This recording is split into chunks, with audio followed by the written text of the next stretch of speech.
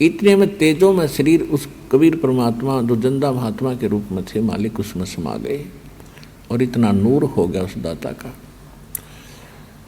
तब परमात्मा ने कहा कि बेटा गरीबदास, ये जितने भी पृथ्वी पर प्राणी है, 21 ब्रह्मांड के अंदर जितने जीव हैं वो सभी यहाँ रहा करते थे।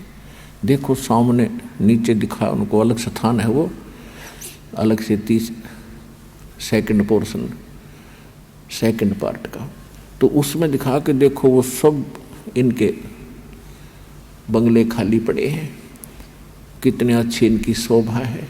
ये भोली आत्मा गलती करके चले गए, छोड़ के स्थान। अब उसको देखकर गरीबदास जी ने कहा कि भगवान मुझे यहीं रख लो, मैं नहीं जाता नीचे।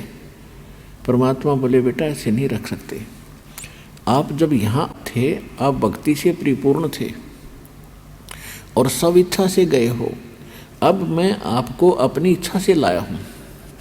आप नीचे जाओ, मेरे गवाह बनो कि कौन परमात्मा है, आपने आँखों देख लिया है। ब्रह्मा विष्णु महेश से आपकी मुलाकात करा दी है, जिसको नीचे के व्यक्ति सुप्रीम पावर मानकर धोखा खा रहे।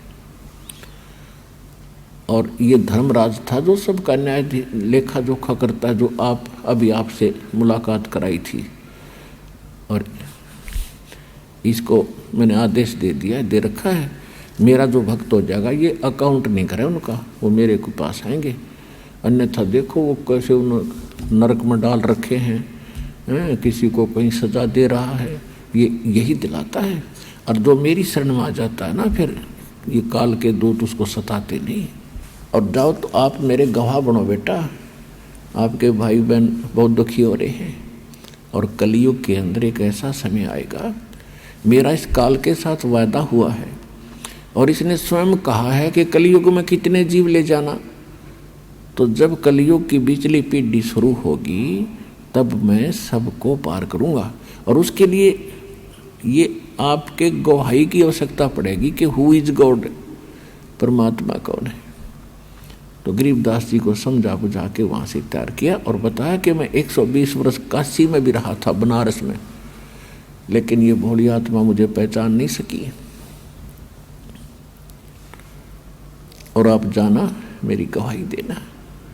परमात्मा ने उनके अंदर वो अमृतवाणी फीड कर दी, जो 600 वर्ष पहले परमेश्वर ने कहा था धर्मदास जी को कि बर्मा पंथ जो कबीर पंथ से चलेगा वो गरीबदास का होगा। और उस बर्मे पंथ के प्रवर्तक यानी गरीबदास जी 1774 में उनका जन्म होगा। तो उनके द्वारा मेरी महिमा की अमृतवाणी पुनः प्रकट होगी यथार्थ ज्ञान की, क्योंकि वो बीच के अंदर जो काल के एजेंट संत आएंगे कबीर पंथ में, वो कबीर सागर में कुछ फेर बदल कर देंगे। अपनी सूझबूझ से वो उसको काट छांट कर सकते हैं। इसलिए इस यथार्थ ज्ञान को पुनः जीवित रखने के लिए, पुनः प्रदान करने के लिए गरीबदास जी के माध्यम से ये तत्व ज्ञान फिर से मालिक ने दिया, जो दास अब आपको सुनाने जा रहा है। तो उसके बाद गरीबदास जी को वापस